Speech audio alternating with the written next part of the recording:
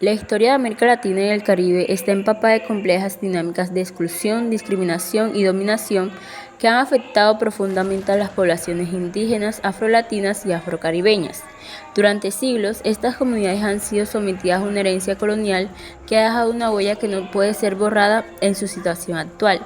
En este video exploraremos la realidad de estas poblaciones, destacando cómo han enfrentado los peores indicadores económicos y sociales, la falta de reconocimiento cultural y asimismo examinaremos la persistencia de la pobreza y la exclusión, la discriminación arraigada en la sociedad y la exclusión en ámbitos como la salud, la educación y la esfera política.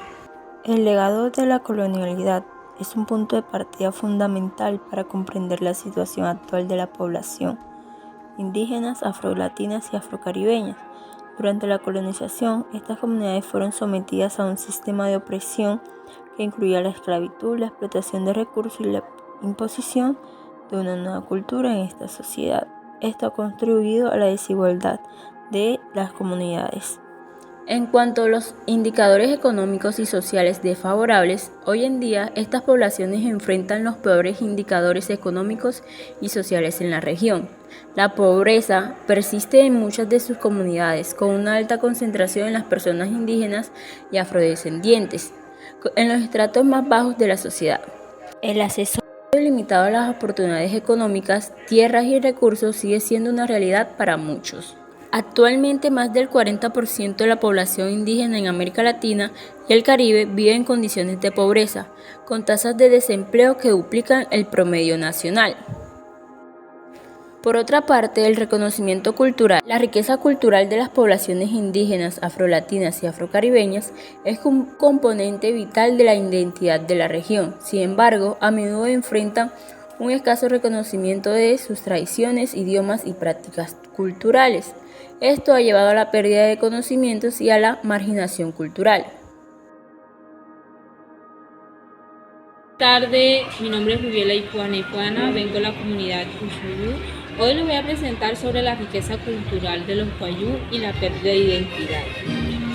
A pesar de tener una amplia riqueza en cuanto a su cultura, como es la artesanía, la cría de ganado, de chivo, y también en su vestimenta, en la cual se encargan también lo que es la artesanía, donde los hombres se encargan lo que es hacer las guaireñas, la gasa de la mochila, lo que es los sombreros, y las mujeres más que todo se encargan lo que es hacer las mochilas, las hamacas y los collares de las muchachas o de las adolescentes o personas adultas. Bueno, se ha perdido más que todo lo que es la lengua, la espiritualidad, las vestimentas, ya no vemos, se ve muy poco lo que es la danza, como dicen los Wayuu, que es la yonna, y entre otras más. En cuanto a la migración de las poblaciones, que los indígenas han tenido que desplazarse a otros, ya sea por motivos de estudio o porque en sus comunidades han surgido problemas, se han visto trasladarse a otro, como es en las zonas, es decir, como es en las ciudades o los pueblos, se van de sus comunidades a otros lugares. Aquí poco a poco se va perdiendo lo que es la identidad como Wayuu, como por ejemplo la lengua ya no es la misma, sino que se adoptan otras lenguas en lo que ellas se acoplan o se van acostumbrando en el lugar donde estén. Esto ha traído muchos desafíos y cuestiones a la presencia de las riquezas culturales y la identidad cultural. En cuanto a la pérdida de las riquezas culturales, como son las prácticas tradicionales, anteriormente se veía mucho las prácticas tradicionales, pero hoy en día hemos visto que muchas personas están practicando esto no como lo hacían anteriormente, sino que han disminuido estas prácticas tradicionales. Las migraciones a la ciudad ha llevado mucho distanciamiento incluso entre sus familias, lo que de pronto ellos ya no pueden ir a las comunidades, ya sea por el motivo del trabajo o porque se estudian. Y poco a poco ellos van perdiendo como esa tradición o esa lengua y su forma de vestir, como son las mantas. Van acostumbrándose a otros tipos de vestimenta, como son los la vestimenta de los arihunas, como lo dicen, que son los pantalones, las blusas, los vestidos, entre otras más. Los idiomas. El idioma wayuu también ha estado en peligro, por lo que ya ahora, incluso anteriormente, los niños, desde muy niños, se les enseñaba a los niños wayuu la lengua materna, que eso los ayudaba a ellos en las comunidades, a ellos ser unos wayuu muy que conservaban su lengua. Hoy en día, ya al ellos trasladarse a otros lugares, ya no guardan esa lengua, o ya no instruyen a esos niños como lo instruían anteriormente, como los abuelos antepasados, o los que practicaban estas costumbres. Hoy en día esto se ha perdido. Eso quiere decir que debemos tener como eso sentido de pertenencia como wayuu que somos, y no dejar que se pierda nuestra cultura, no permitir que otros de pronto nos discriminen por ser wayuu o por utilizar nuestro vestimenta. Nosotros acá estamos representando lo que somos la cultura wayuu, y que a donde quiera que vayamos nosotros nos identifiquemos como cultura wayuu y demostremos nuestras riquezas. Muchas gracias.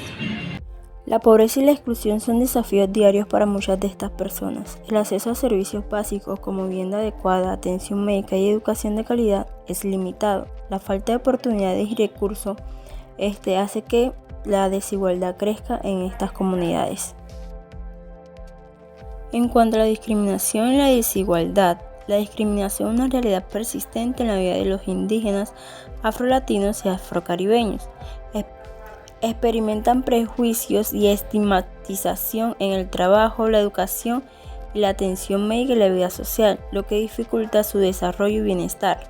Conozcamos la historia de María, una mujer afrolatina que fue discriminada en su lugar de trabajo debido a su origen étnico y su cabello afro. A pesar de sus calificaciones y experiencia, se le negó un ascenso que le correspondía. La falta de acceso a servicios de salud de calidad, educación culturalmente relevante y representación política adecuada son problemas que enfrentan estas comunidades. Esta exclusión en ámbitos críticos afecta directamente su calidad de vida y oportunidades. Sin embargo, se ha venido trabajando por superar esas desigualdades. Algunos ejemplos claros son: las escuelas bilingües en Guatemala están ayudando a preservar la lengua y la cultura de la población indígena. Estos programas educativos fortalecen la identidad cultural. El presidente Jimmy Morales junto al vicepresidente Jafet Cabrera participaron en la entrega de 155.652 libros de texto en 7 diferentes idiomas mayas, que beneficiarán a niños de primer grado de 13 departamentos del país. Ustedes, profesores del área bilingüe o de esas áreas en donde se habla más de un idioma, aparte del castellano, y que han tenido muchas necesidades y muchos retos para poder enfrentar esas barreras de idioma en un grado como primero primaria o incluso la preprimaria, son nuestros mejores testigos y garantes de los pasos que estamos dando en el cumplimiento de los compromisos como nación que tenemos, y por supuesto en la responsabilidad que tenemos de ver los grandes retos que a futuro debemos seguir afrontando. La participación de estas comunidades en lo político sigue siendo limitada, lo que debilita su capacidad para influir en las políticas que afectan sus vidas.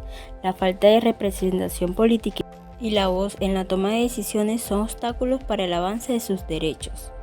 Algunas acciones políticas y legislativas para mitigar la desigualdad es el ejemplo de Brasil con la ley de cuotas raciales, que ha permitido un mayor acceso de las poblaciones afrodescendientes a la educación superior y a cargos públicos, promoviendo la representación y la igualdad.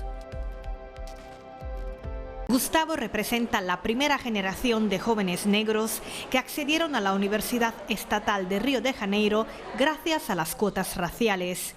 Su caso es todo un éxito. Al doctorado no imaginé que llegaría. No imaginé que al final de este ciclo yo tendría un doctorado en sociología. Esta universidad fue pionera en la introducción de la discriminación positiva. Comenzó hace 16 años, una década antes que el resto de Brasil. Gustavo centró sus estudios en la sociología de la favela, el lugar donde creció. las cuotas raciales y las becas cambiaron su vida.